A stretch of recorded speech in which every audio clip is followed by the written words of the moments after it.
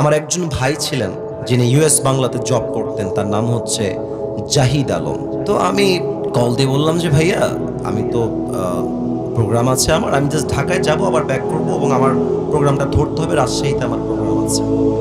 বললো যে ঠিক আছে স্যার, আপনি বলেন কি করতে পারেন। বললাম আপনি ফ্লাইটে টিকিট কাটেন, সকালে একটা বিকালবেলা একটা টিকিট কেটে দিলেন, নিজে টাকা দিয়ে কাটলেন। পরে টাকা ব্যাক দিব, কথা বললাম কয়েক মিনিট, ভাই টাকা ব্যাক দিব, কেমন আছেন, কি অবস্থা। তাগড়া যুবক মানুষ, একদম যুবক। তো ঠিক আছে, আপনার টিকিট কেটে দিয়েছি, টাকাটা না দিলেও হবে, সমস্যা নেই, রাখেন না, আমি তো আপনাকে ভালোবাসি আপনার জন্য। তাই ভাই টাকা দিব, নাম্বার দেন আপনি আমাকে। বললো আমার এই নাম্বারই বিকাশ আছে, আপনি টাকাটা পাঠায় দেন। কি সুন্দর ভাষা, কি সুন্দর কথা।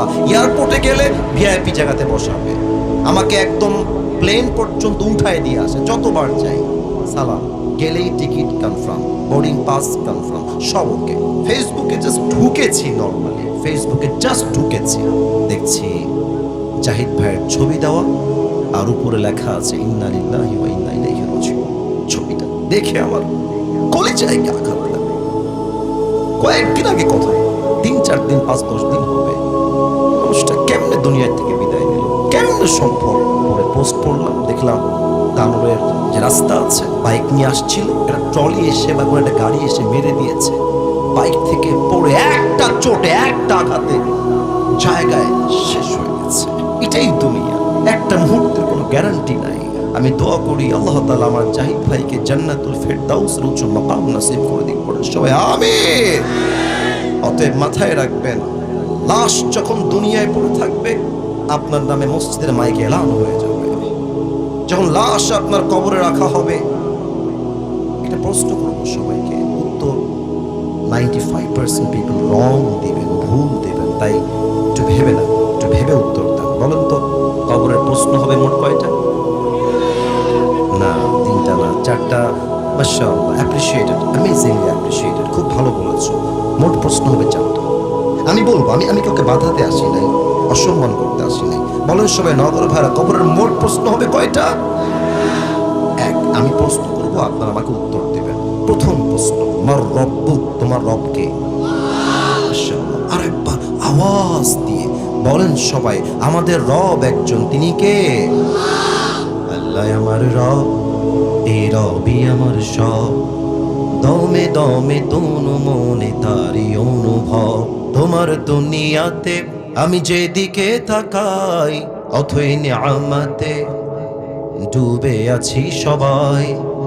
পাখপাখালির কণ্ঠে শুনি তাসবিহ কলো রব, তাসবিহ কলো রব। আল্লাহ আমার রব, এই রবই আমার সব। বলেন সবাই রবকে? বলেন সবাই রবকে? প্রথম প্রশ্ন শেষ। দ্বিতীয় প্রশ্ন, ওমান নবী তারিফু হাযা রাজুল, do you know this person, who is he? তুমি কি মানুষটাকে চেনো? এই মানুষ তোমার কে হয়?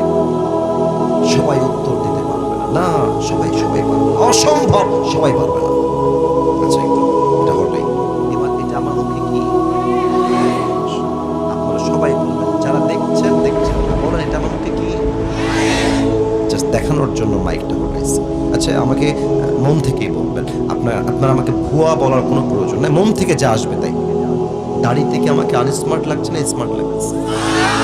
অসুন্দর লাগছে না সুন্দর লাগছে? বলেন তো, আমার নবীর মুখে লম্বা লম্বা দাড়ি ছিল কি ছিল না? এত সুন্দর মানুষ, সেকেন্ড কেউ পৃথিবীতে আর কেউ কি হতে পারে?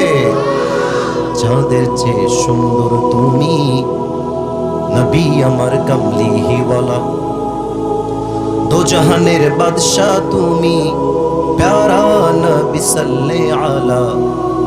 দো জাহানের বাদশা তুমি, প্যারা নবী সাল্লে আলা। যাদের চেয়ে সুন্দর তুমি, নবী আমার কামলিহি ওয়ালা। সুবহানাল্লাহ পড়বেন না আপনারা সবাই?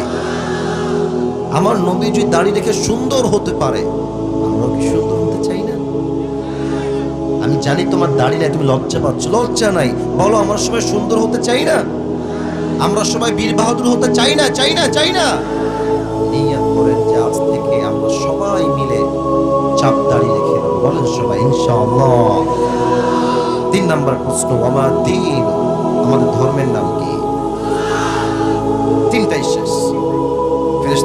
ব্যাপার? তুমি তো একটাও আটকাও না ভাই, ব্যাপার স্যাপার কি? এত কিছু শিখেছো কই থেকে? ওমা ইলমু, তোমার জ্ঞানের উৎস কোথায়? মাশাআল্লাহ, আরেকবার জবান খুলে জ্ঞানের উৎস কোথায়? আল্লাহ বলবে এই ফেরেশতা আর কত? স্টপ স্টপ, কিফ, থামো। আমার বান্দা প্রত্যেকটা উত্তর দিয়ে ফেলেছে, যাও আমার বান্দার কবরটাকে তোমরা এখনই জান্নাতের বাগান বানিয়ে দাও। আর একটু জোরে বলুন সবাই সুবহানাল্লাহ।